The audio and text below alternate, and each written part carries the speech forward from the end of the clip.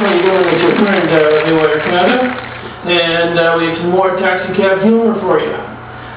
This short story happened the other night there, Friday night there. I was driving over in Halifax and I went to an area which is just in the corner of us on Barrington Street, and I picked up a crew of people, and I started driving towards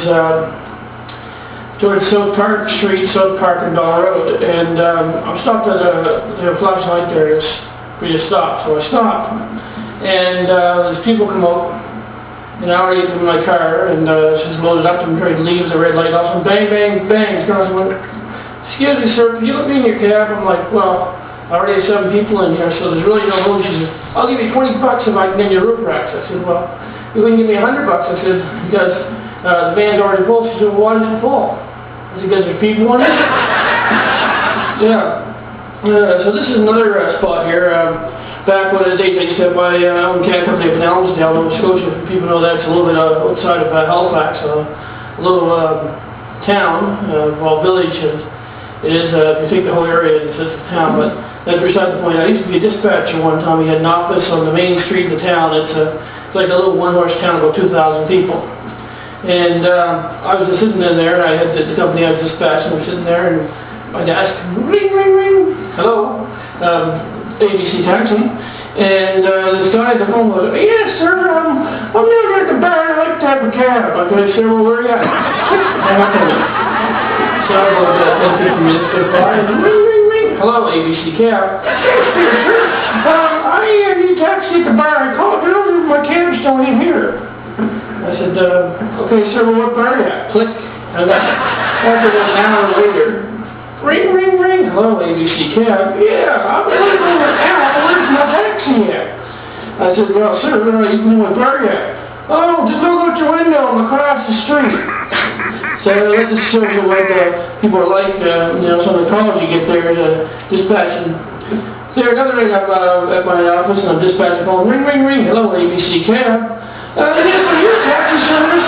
I said, "Yes, it's ABC Cab." "What do you guys have to do there?" I said, "Well, when you call us, we dispatch and send you a taxi." "Do you guys make sugar?" I'm like, "Well, no, we make sugar. We want to sell sugar." Like, "No, we don't sell sugar. We're a taxi company." "Why do you call it ABC Taxi?" I said, "Well, because it's named after the owner. It says Al and Brian and Charlie, ABC Taxi." He goes, "Well, do you have sugar?" I'm like, "Well, sir, I just told you we don't have any sugar." "Well, what exactly do you guys do there?" I said, "Well, sir, I just told you a minute ago, we're a taxi company." He goes, "Well, you're not a place to buy sugar from." Click, and he puts the phone on you. So remember, you got kinds of people there. You never know what you're going to get from day to day. Some of the crazy things we've had out there. I had a lady actually get in my cab, and she goes, "Yes, sir, I'm looking for a taxi." I said, "Well, you're sitting in one now, but do you guys charge people to sit in your car and go places?" I go, "Yeah." "Well, how exactly do I pay you?" I said, "Well, you pay with money, or you pay with a credit card or a debit." She said, "Well, this is the country. I just think pigs and trying to do it. You can drive up to my farm and take 2 pigs home with you." I'm like, "Ma'am, we're a taxi company." She goes, "Well, that's not the way to run a taxi company over here in the country. Can't pick the stores and don't make a living. Can't sell pigs no one." I said, "Well, maybe if you try selling them or marketing them or something." Like, "Why, are you a cab? Give me advice now. You're just a cab driver." And so eventually I drove her on out to her farm, and she gets me money and paid me, but it's one of the strange requests I got that night. The things I've seen out there, people I picked up. One time I picked up this fella, about 80 years old, and he goes, "I'm an old man, I could die one of these days." I'm like, "Well, it's very sad to hear, sir." "Well, I'm going to die in your cab, you'll be happy, won't you?" I'm like, "Well, yeah." He said, "But you're not cool." I'm like, "Well, I hope you don't." But and eventually I drove him up to the old age home, and yes, he is still, "I could die someday."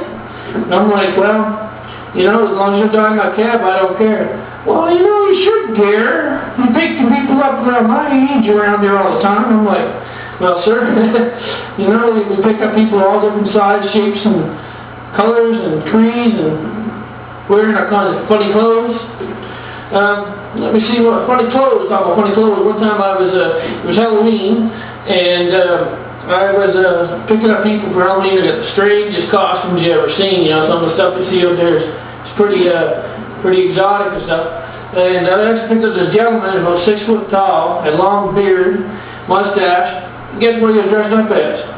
You wouldn't guess it? Lady Gaga. I think that kind of funny now. Got totally costume, totally frosted glitter everywhere he went. It took me like 2 hours to get the glitter in my and they couldn't figure out how to stay in the costume and get into the car. So one became the artist and one was the front end. And that was one of the strangest things the scene. Other stuff I took a band, entire band, rock band in my car there the other week. They looked in the van like, where are we going to put all our equipment? They come up with like 6 guitars or 6 guys. I'm like, I only got 6 seats in the van and she ain't no extended van. So eventually what he said, well, our guy Corey's going to get on the roof rack and he's going to hold on the speakers.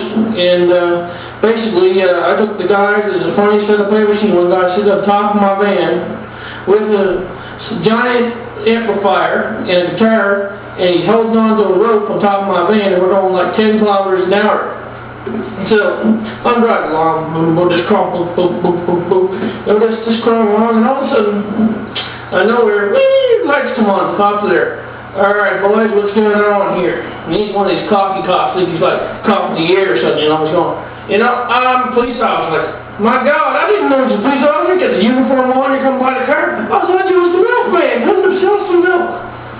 Well, he said, you guys, you know, it's illegal what you're doing. You can't be doing that. He said, but the guy said, look, officer, we're late for our show. We're coming down to go to the Kyber Club.